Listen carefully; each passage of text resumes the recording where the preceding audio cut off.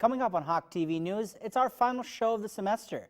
We'll bring you the latest information about the McClay building renovation, take you to some of the most recent student activities, and tell you about our trip to the NAB show. Hawk TV starts now.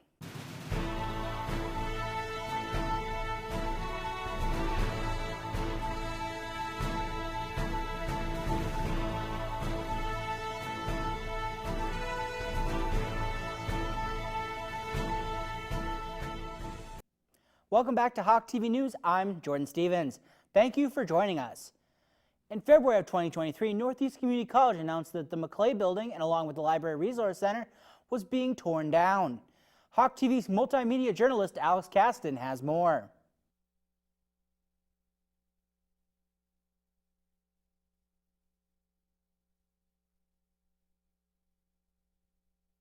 The 49,000 square foot McClay building, named after Northeast's first president, F. Don McClay, was constructed in 1971.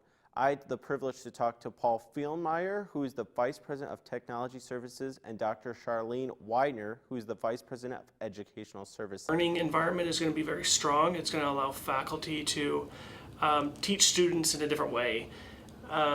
The building is also going to be set up in a way that is going to improve social connections and networking for students. Most instructors will be moving their classroom to either the College Welcome Center or to Union 73. Most of the faculty offices will be in the Library Resource Center. President Barrett's office will be in the College Welcome Center.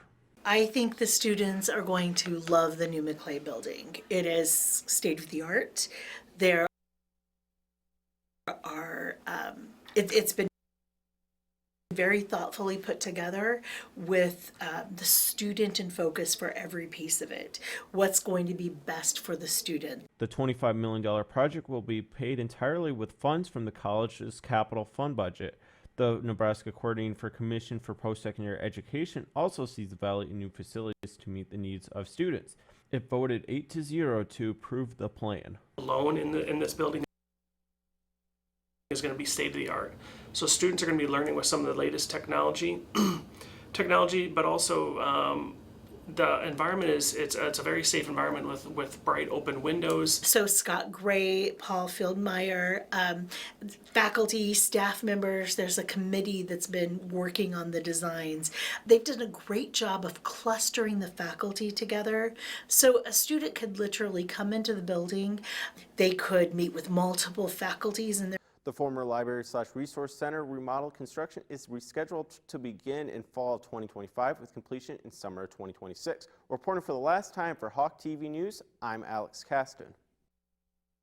The demolition of McClay and the construction of a new building is scheduled to begin in late summer of 2023, with classes beginning in the new facility in the fall of 2025.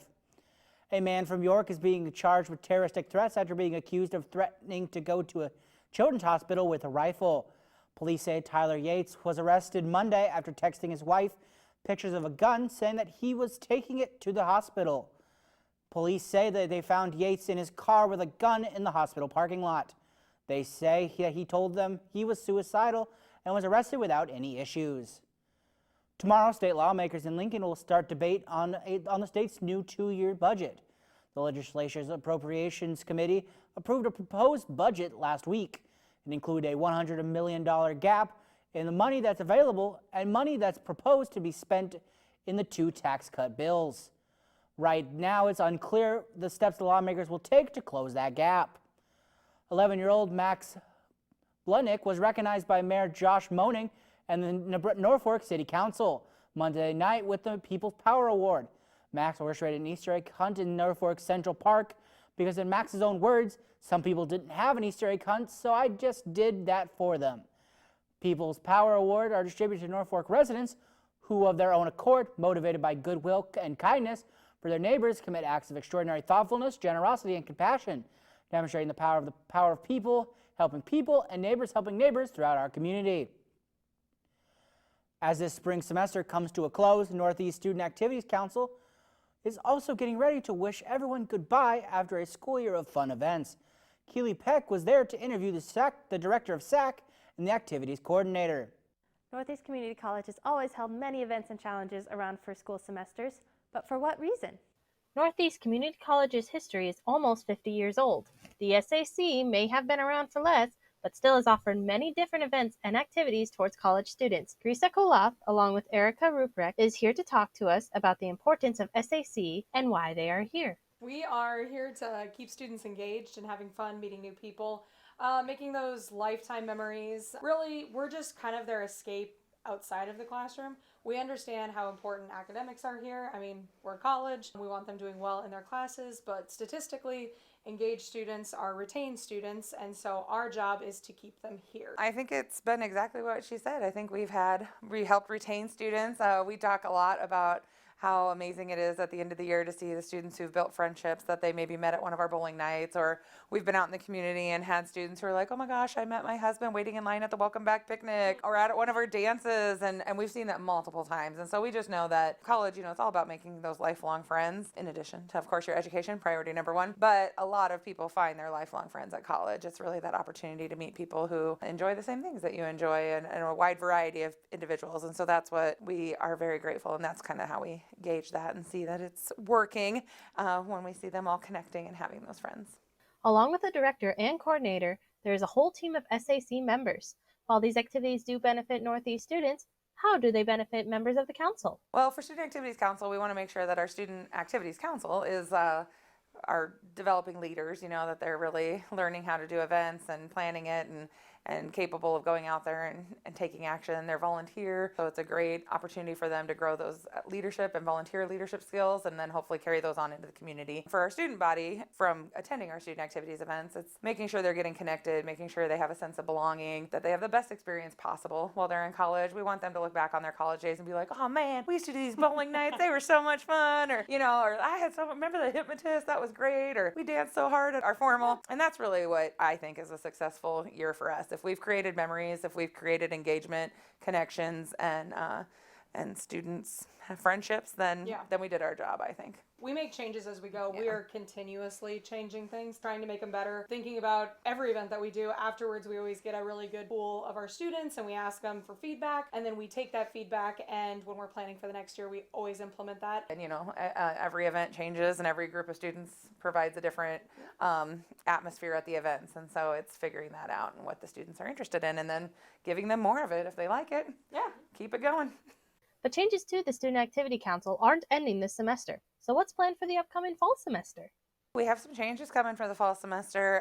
One that we're really excited about is this year we are celebrating the 50th anniversary of Northeast Community College, founded in 1973. And so we will be doing a time capsule event. There's a time capsule in front of Maclay, so we're excited about that. And I believe we'll be having a birthday party for Jazzy. And then there's a lot of really big activities that are going to be going on throughout the year as a big celebration. So lots of things to look forward to in the upcoming year.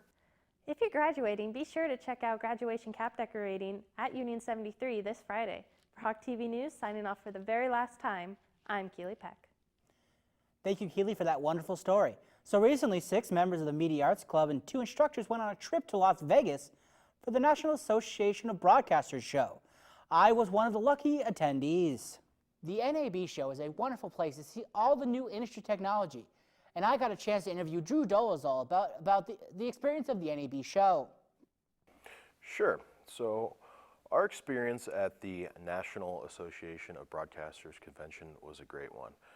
We took 6 media arts students down with us, and we got to see a great offering of new technologies, processes, procedures, software, all within the broadcasting, cinema, and audio industries. I also got a chance to talk to him about what goes into attending the NAB show. The students' trip was completely funded by them and the Media Arts Club. So our Media Arts Club does a number of money-making ventures that includes things like fundraisers, working our sports games, and a number of other events. So they pay for it themselves. As far as other preparation goes, I mean, there's not much. We make sure everybody's got their plane tickets and knows where to be at the right time, and we sort of fill them in on the scale of the show. It's I think the 5th or 4th largest convention in the world. So there's a lot of different people, a lot of different cultures, a lot of different languages. But overall, our students really seem to enjoy it when they go. The NAB show was an exciting time and an experience that I would not mind experiencing again. And for Hawk TV News, signing off for the last time, I am Jordan Stevens. Still to come on Hawk TV News, Alex will be in with your weather. We'll also bring you the latest COVID news and hear about an end to what is being called Title 42. This is Hawk TV. We all make choices about alcohol. Kids make choices whether to drink or not. Bye, Dad. Bye-bye. Remember, I'm going to Alex's party tonight and sleeping over. Have fun. Hey, remind me about that party again? And adults make choices whether to talk about it. That's true of parents and every other trusted adult in a kid's life. Kids want to know our expectations, and they want honest answers in everyday conversations. So talk with your kids and help lead them on a positive path. Because when you talk, they hear you. Hi, I'm Dr. Shelley Flace with today's tip for kids from the American Academy of Pediatrics. The nicotine in e-cigarettes is addictive and can harm brain development. That's why I worry about teens who try e-cigarettes. Many young people use pod-based e-cigarettes like Juul, which have high levels of nicotine. And because teens' brains are still developing, they can quickly become addicted. The tobacco industry uses fruit and candy flavors to attract young people, often turning them into lifelong users. For more, visit healthychildren.org. First, they said cigarettes were safe. We know how that turned out. Now, they say they didn't market e-cigarettes to teens? Fact, more than 1 in 4 high school students are vaping, and 80% say their first e-cigarette was flavored. Vaping is harmful to developing brains. The reason we think vaping is safe? Marketing. Same lies, different day. Tell Big Vape to quit lying. I'm a licensed practical nurse. I work in rehab, long-term care, and assisted living facilities.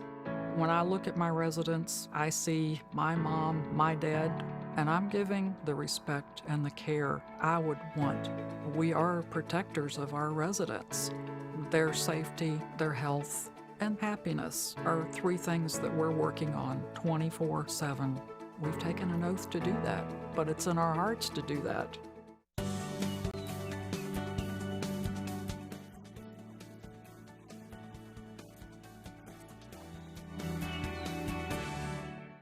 Welcome back to Hawk TV News. For your final Northeast Nebraska forecast and national news, I'm Alex Caston.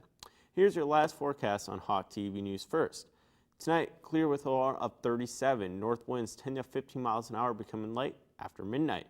Wednesday, sunny with a high of 75. Calm winds become south 5 to 9 miles an hour in the morning. Wednesday night, a 20% chance of showers and thunderstorms after 1 a.m., then partly cloudy with a low of 49. South winds as high as 16 miles an hour. On May the 4th be with you, there is a slight chance of showers with thunderstorms also possible after 4 p.m., then mostly sunny with a high near of 80. South-southeast winds as high as 20 miles an hour. Chance of precipitation is 20%. Currently it is sunny and 66 degrees, feels like 66, with north-northwest winds at 19 miles per hour. That is the latest weather forecast for any time. Log on to khwkhawktv.com or listen to 101.7S for daily weather updates. Our first national story deals with the U.S. is sending an additional 1,500 active duty troops to the southern border as Title 42 will expire next week. A surge of migrants into the U.S. is expected once the pandemic-era immigration rule ends. Pentagon Press Secretary Pat Ryder said troops will not be performing law enforcement duties, but will support Border Patrol in administrating and other tasks. He said troops could be deployed as soon as May 10th for 90 days.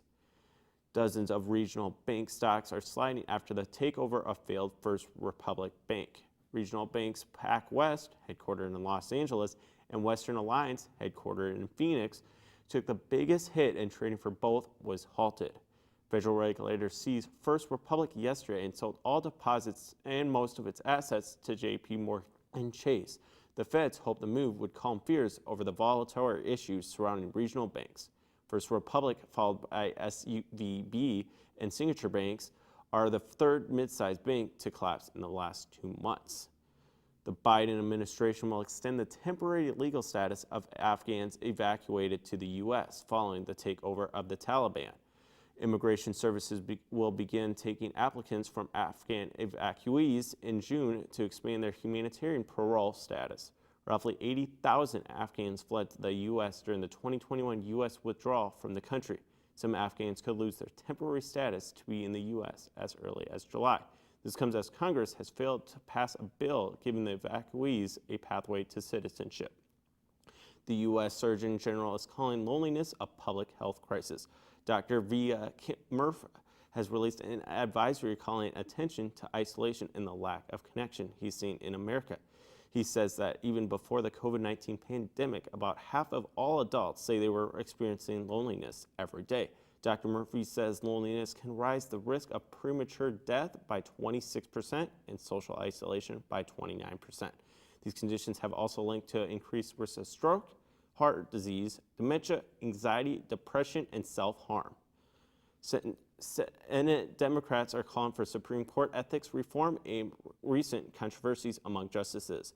During a congressional hearing today, Illinois Senator Dick Durbin said the highest court in the land should not have the lowest ethical standards.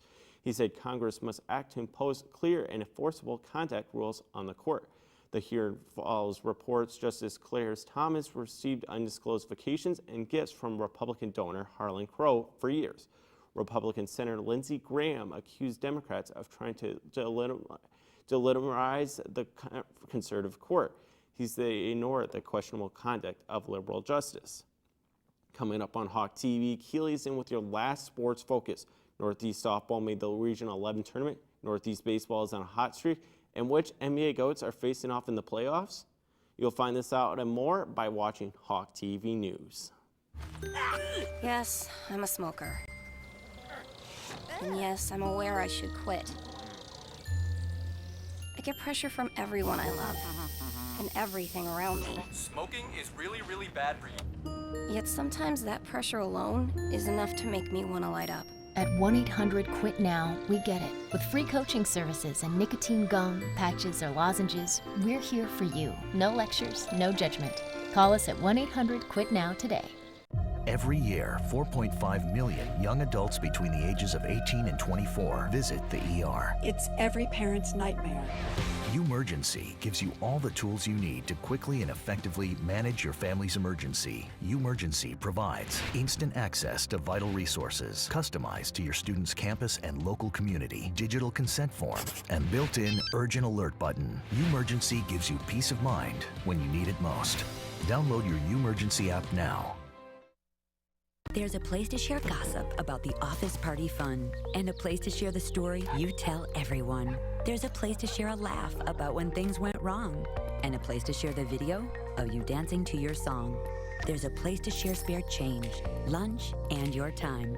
But we could all be better at sharing how we're feeling inside. 76% of employees have struggled with at least one issue that affected their mental health. When you share, you're not alone.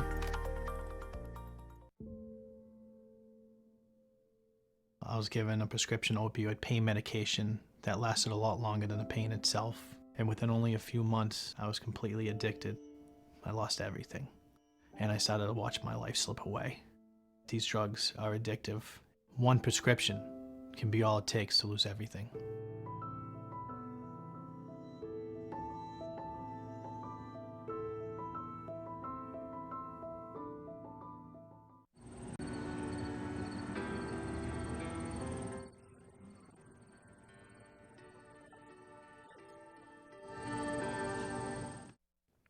Hello everyone, my name is Keely Peck and I am here with your last sports news for the semester.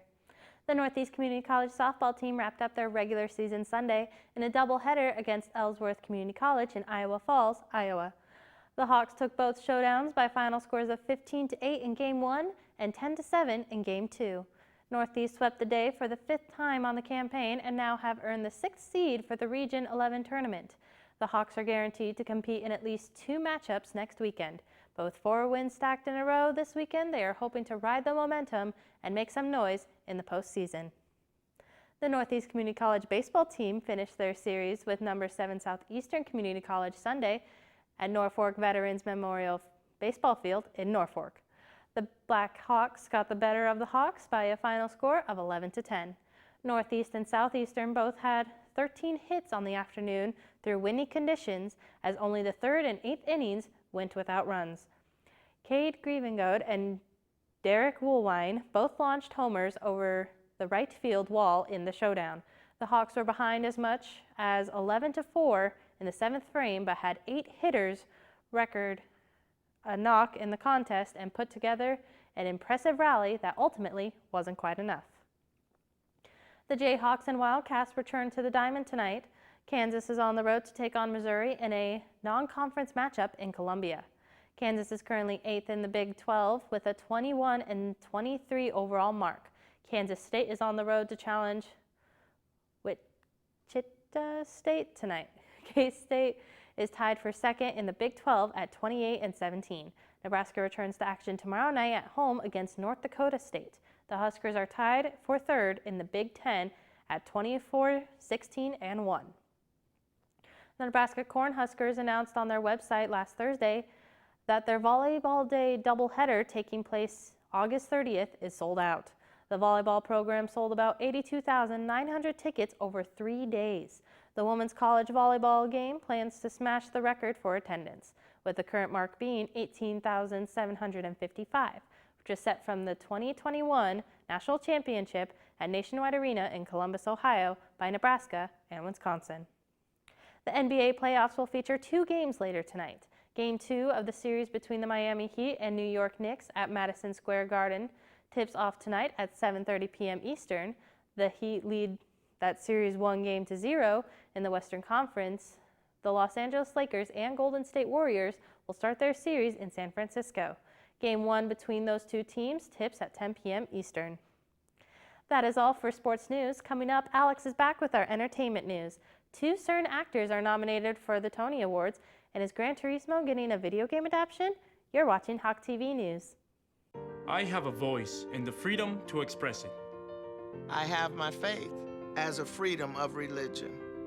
I find the truth and have the freedom to share it. I have a cause and the freedom to peacefully assemble. I have a concern and the freedom to petition my government. Think first. Know your 5 freedoms of the First Amendment. Go to thinkfirstamendment.org to learn more. From the moments that shape our lives to those that shape our days, broadcasters are there, delivering the most trusted news that keeps you informed when it matters. We are your neighbors, a trusted voice, a lifeline. We are broadcasters. Text TV to 52886 and let Congress know you depend on your local TV and radio stations. This message furnished by the National Association of Broadcasters. My dad's addiction and death from overdosing on opioids has taught me it's likely that everybody knows somebody who is struggling with this very problem. Losing my mentor, my best friend, he took 1 pill too many that ultimately killed him.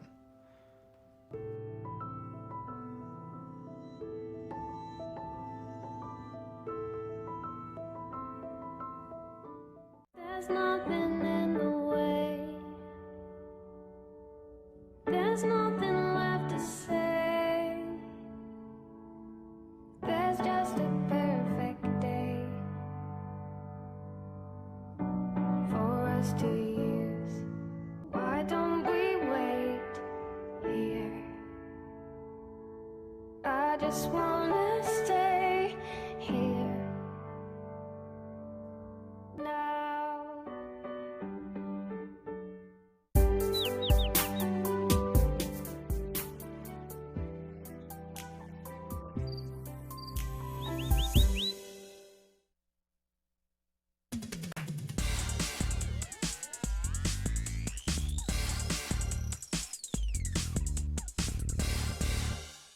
Welcome back to Hawk TV News. For your final entertainment news, I'm Alex Gaston. Our first entertainment news story is Hollywood writers' strike is getting support from at least 1 U.S. congressman. In a tweet, Democratic Representative Adam Schiff of California said the Writers Guild of America fight for better pay is vital to ensuring the livelihood of those who make the entertainment industry such a creative powerhouse. He added that he urges both sides to come to a deal quickly. More than 11,000 writers are on strike after failing to negotiate a contract that includes pay increases and residential fees. The strike will cause Variety and take late-night talk shows to go dark starting Tuesday night. 2 actors are making history after being nominated for Tony Awards. J. Harrison Ghee and Alex Noel are the first non-binary identifying actors to be nominated for a Tony Award. Ghee was nominated for lead actor in a musical for their performance in Some Like It Hot, while Noel was supported for supporting actor in a musical for Shuckland. The nomination followed last year's first when Toby Marlaro became the first non-binary person to win a Tony Award for co-writing the music for the show Six. The Great Lakes Shipwreck Historical Society is paying tribute to Canadian folk singer Gordon Lightfoot, who passed away Monday. Lightfoot's song, The Wreck of the Amen Fitzgerald, details the shipwreck in 1975 in Lake Superior. Society officials wrote on social media that the event was more than just a song for Lightfoot. They noted that the singer arrived one day early in 2015 to mark the 40th anniversary of the shipwreck. Officers said Lightfoot came to speak to family members and didn't want to focus on the event. Gordon Lightfoot was 84. The first trailer for the upcoming video game adaptation of Gran Turismo is out. The first film stars Archie Modwaki as a teenager obsessed with racing video games and attempts to become a professional race car driver. The rest of the cast includes David Harbour, Orlando Bloom, and Darren Barnett. The video game franchise started in 1997 and has released more than 14 entries since then. Gran Turismo hits theaters on August 11th. Guardians of the Galaxy Volume 3 is set to end the Super Mario Bros. First place run at the box office. The last film in the James Gunn-directed franchise is projected to make between $110 and $118 million in its debut weekend. Mario stands as the highest-grossing film of the year and has just grossed past over $1 billion mark globally. Also debuting this week is the rom-com Love Again, starring Peninsula Sharolpa Jones, and it's expected to make around $5 million in its debut. Stick around to Hawk TV News. We got your show closed that includes some final thoughts from the sophomores.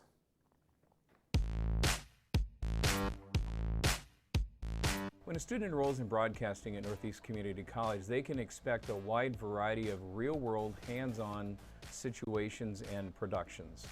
Everything from live on-air radio to television news to television sports to helping out with the community and doing live camera productions, video productions within the community. My name is Brian Anderson. I'm a media arts instructor at Northeast Community College with a concentration in broadcasting. I think what makes the broadcasting program so special here at Northeast are just the amount of involvement and activities that students can do. From games to public events to real-world scenarios and situations that they're working with on a day-to-day basis. It's the hands-on, it's the real-world experiences that is a main advantage here at Northeast. On many different levels, it's much better to come here than a university. For hands-on experience, you should come to Northeast and be in this program. I graduated in May of 2022, and I'm currently a multimedia journalist at KTIV in Sioux City. I think some of the coolest things were our sports broadcasts, these big productions. We had these great pre and post game shows. We brought a level of commercialism and realism to a college experience in providing the best broadcast that we could. That was really fun. It's not all lab. There are some classroom times, and there are times that we're lecturing and we're talking about how to do things before we go out and do it. This program, it's a lot of lab work alongside of gaining your knowledge in the classroom. We take what we learn from the classroom, and then we go and do one of the home sporting events or out into any one of the community events. There's a lot of hard work and dedication. It really shapes you up. It's a lot of quickly learning on developing for yourself and developing the skills that you are learning in all the labs and all the classrooms, and taking all that practically out into the workforce. It's a lot of trial and tribulation, a lot of good communication, and a lot of hard work, but it's always a fun time here from the broadcasting program. Our curriculum here at Northeast is a good mixture of discussions and real-world scenarios and hands-on experiences here for students. It's a lot of hands-on and hands-in.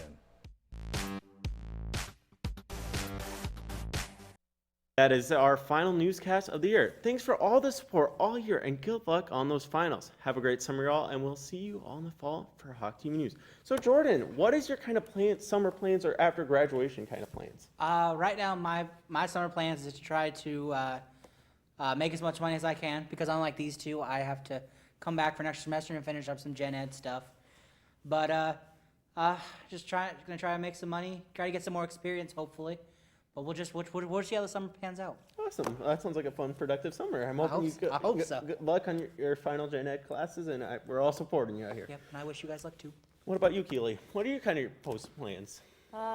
Basically just take time off, maybe finally get a job like I've been trying to do for the whole year, and get ready to start my adventure at Wayne State University in the fall. I heard really good things about Wayne State, so I'm kind of wishing you the best of luck. Obviously, me and Jordan will be cheering you on, so maybe we can take a road trip down to Wayne and party up with you. It's a really good party school. Well, my kind of plans are, I got a big in-person interview with KJM Radio, which is based out of Madison, South Dakota. Obviously, if you guys don't know, I'm from Sioux Falls, South Dakota.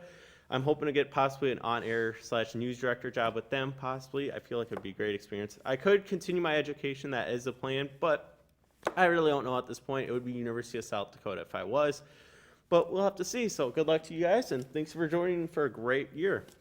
Also, the Donut Panic is tomorrow from 7:30 to 9 a.m. Watch for the student activities, driving around the Hawk Cart, giving out free donuts and drinks. Once again, have a great summer, y'all. Good luck on those finals, and an early congratulations to all those sophomores graduating on May 12th. We'll see you guys in the fall for Hawk TV News. Have a good night, everyone.